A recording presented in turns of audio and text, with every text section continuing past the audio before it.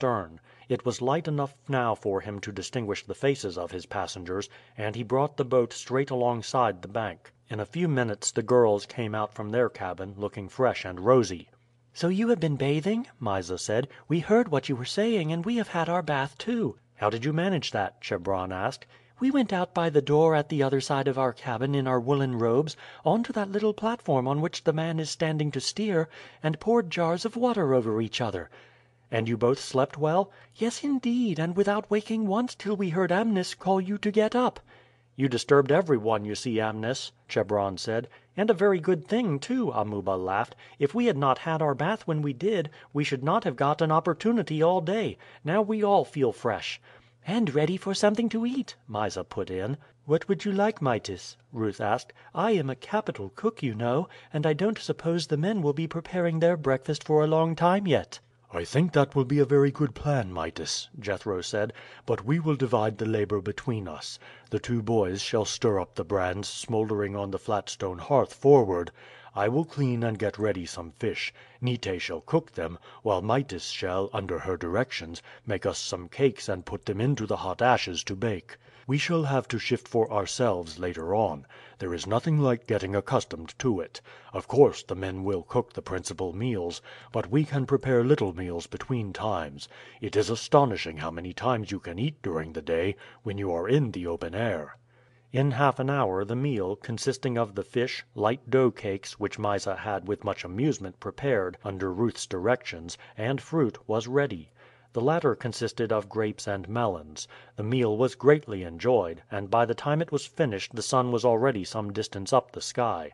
For an hour the party sat on the deck forward watching the boats coming down the stream and the villages on the opposite shore, but as the sun gained power they were glad to enter into the cabin. The mats were rolled up now to allow a free passage of air, and as they sat on the cushions they could look out on both sides. Day after day passed quietly and smoothly. The men generally towed the boat from sunrise until 11 o'clock in the day, then they moored her to the bank, prepared a meal, and after eating it went ashore if there were trees that afforded a shade there, or if not, spread out some mats on poles over the boat and slept in their shade till 3 o'clock. Then they towed until sunset, moored her for the night, cooked their second meal, talked and sang for an hour or two, and then lay down for the night. Sometimes the wind blew with sufficient strength to enable the boat to stem the string close in shore by means of the sail alone, then the boatmen were perfectly happy and spent their day in alternate eating and sleeping. Generally the passengers landed and walked alongside of the boat for an hour or two after they had had their early breakfast, and again when the heat of the day was over. It made a change, and at the same time kept their muscles in a state of health and activity. "We may have to make long journeys on foot," Jethro said, "and the more we can accustom ourselves to walking the better." The time passed so quietly and pleasantly that both Mysa and Chebron at times blamed themselves for feeling as light-hearted as they did, but when the latter once said so to Jethro he replied: "Do not be uneasy on that score. Remember that in the first place it is a comfort to us all that you and your sister are cheerful companions.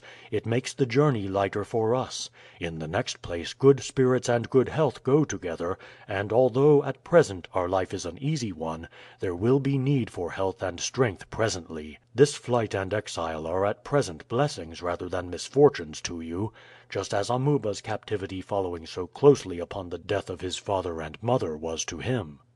"I can hardly believe," Mysa said, "that we are really going upon a dangerous expedition. Everything is so pleasant and tranquil. The days pass without any care or trouble.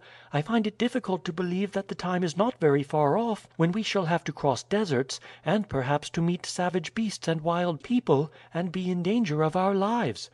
"It will be a long time first, Mytis. It will be months before we arrive at Meroe, the capital of the next kingdom, which lies at the junction of the two great arms of this river. Up to that point I do not think there will be dangers, though there may be some little difficulty, for they say there are tremendous rapids to be passed. It is only lately that the king overran Meroe, defeated its armies, and forced it to pay tribute; but as there is a considerable trade carried on with that country, I do not think there is any danger of molestation. It is on leaving Meroe that our difficulties will commence; for, as I hear, the road thence to the east through the city of Axoum, which is the capital of the country named Abyssinia, passes through a wild land abounding with savage animals, and again, beyond Axoum, the country is broken and difficult down to the sea. Chigron told me, however, that he had heard from a native of Meroe who had worked for him that there is a far shorter road to the sea from a point at which the river takes a great bend many hundreds of miles below the capital. When we get higher up we can of course make inquiries as to this. I hope that it may prove to be true, for if so it will save us months of travel." Several large towns were passed as they journeyed upward. Hermonthis, standing on the western bank, by which they were traveling, was the first passed. Then came Esneh, with grand temples dedicated to Kneph and Neith, and standing where the Nile valley opens to a width of 5 miles. Then they passed Elithaya, standing on the eastern bank, with many temples rising above it, and with the sandstone rock behind it dotted with the entrances to sepulchres. A few miles higher up they passed Edfu. Above this the valley gradually narrowed, the hills closing in until they rose almost perpendicularly from the edge of the stream. Here were temples erected especially for the worship of the Nile, and of his emblem, the crocodile. It appeared to the Egyptians the most appropriate place for the worship of the river, which seemed here to occupy the whole width of Egypt. Here, too, were vast quarries, from which the stone was extracted for the building of most of the temples of Upper Egypt. 16 miles higher Ombi was passed, with its great temple in honor of the crocodile-headed god Sebak. Along this part of the river the country was comparatively barren and the villages small and far apart. In the narrow places the river at times ran so rapidly that it was necessary to hire a number of peasants to assist the boatmen to drag the boat against the stream, and the progress made each day was very slight. 4 days after leaving Ombi they arrived at Syene, by far the largest town they had come to since leaving Thebes. This brought the first stage of their journey to an end. Hitherto they had been traveling along a tranquil river, running strongly at times, but smooth and even. Before them they had a succession of cataracts and rapids to pass, and a country to traverse which, although often subjugated, was continually rising against the power of Egypt. At Syene they remained for 3 days. They would gladly have pushed on without delay, for although the Egyptian authority extended further up the river, Syene was the last town where the governor would concern himself with the affairs of Egypt, or where fugitives from justice were likely to be arrested. However, as it was customary to give boatmen a few days of repose after their labor, and before undertaking the still more severe work which lay before them, Jethro thought it better to avoid any appearance of haste. There was much to be seen that was new to them at Syene. A great trade was carried on with Meroe. Most of the merchants engaged in it dwelt here, buying on the one hand the products of Upper and Lower Egypt, and sending or taking them up the river, and on the other hand buying the products of Meroe and dispatching them to Thebes.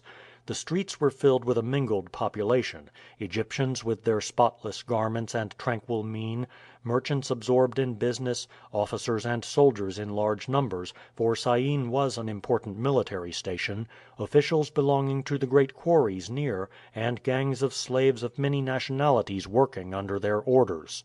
Wild looking figures moved among the crowd, their garments, thrown loosely round them, affording a striking contrast to the cleanness of those of the Egyptians, while their unkempt hair was in equally strong contrast to the precise wigs of the middle class Egyptians and the bare heads of the lower class.